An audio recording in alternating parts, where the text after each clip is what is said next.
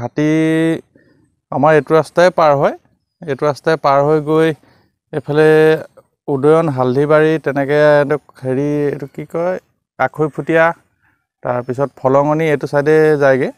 আৰু হাতী একচুৱেলি একাংশই শিলগুটি দলিয়াই লাঠি দলিয়াই বহুত হাতীকো অশান্তি কৰিছে বাৰু। এই ক্ষেত্ৰত উপায় নাই আৰু হাতীও মানে মানুহলৈও চোচা লয়। এতিয়া মানুহেও মানে নিজৰ জীৱন বচাবৰ কাৰণে শিলগুটি বা লাখুটি দলিয়াবলগীয়া হয় নিজৰ জীৱন বচাবৰ কাৰণে। এই অঞ্চলত আৰু ধান খেতি কৰি খাব নোৱাৰে, এইবাৰে লাষ্ট। আমাৰো এতিয়া যথেষ্ট খেতি অনিষ্ট কৰিছে, আমিও আৰু নকৰোঁ আৰু।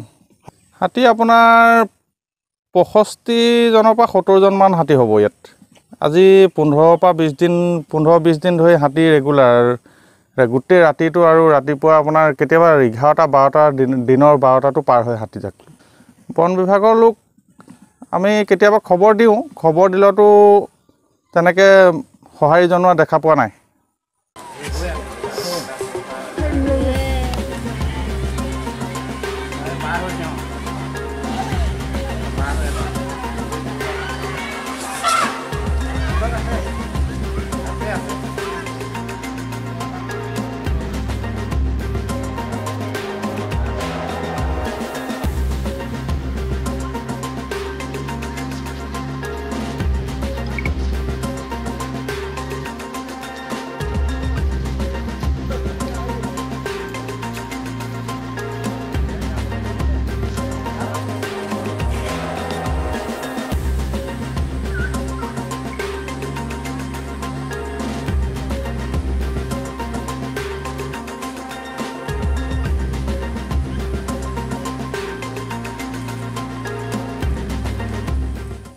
হাতী আমাৰ এইটো ৰাস্তাই পাৰ হয়, এইটো ৰাস্তাই পাৰ হৈ গৈ এফালে উদয়ন হালধিবাৰী তেনেকৈ হেৰি এইটো কি কয় আখৈফুটীয়া তাৰপিছত ফলঙনি এইটো চাইডে যায়গৈ।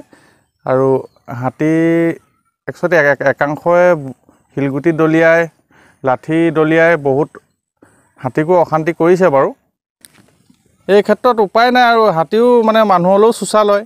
এতিয়া মানুহেও মানে নিজৰ জীৱন বচাবৰ কাৰণে শিলগুটি বা লাখুটি দলিয়াবলগীয়া হয় নিজৰ জীৱন বচাবৰ কাৰণে। এই অঞ্চলত আৰু ধান খেতি কৰি খাব নোৱাৰে, এইবাৰে লাষ্ট। আমাৰো এতিয়া যথেষ্ট খেতি অনিষ্ট কৰিছে, আমিও আৰু নকৰোঁ আৰু। হাতী আপোনাৰ 65জনৰ পৰা 70জনমান হাতী হ'ব ইয়াত। আজি 15-20 দিন ধৰি হাতী ৰেগুলাৰ, গোটেই ৰাতিটো আৰু ৰাতিপুৱা আপোনাৰ কেতিয়াবা 11-12টা দিনৰ 12টাতো পাৰ হয় হাতীজাক।